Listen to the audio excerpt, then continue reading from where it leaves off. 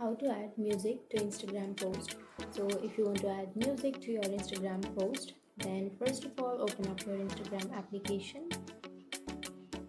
Then after opening, now you can simply go to the plus icon which is on the bottom middle, and then you can go for a photo, or you can choose a photo.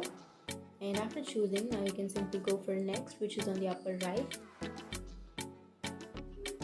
and then you can add some filter, and after that you can again tap on next, which is on the upper right.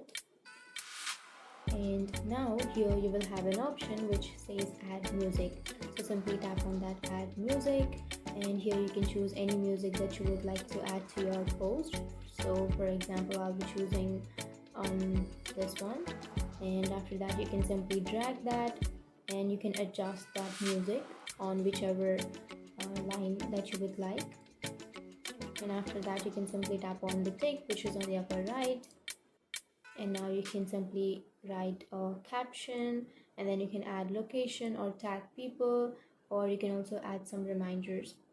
And after that, if you have linked your Facebook to your Instagram, then it will also be posted to your Facebook.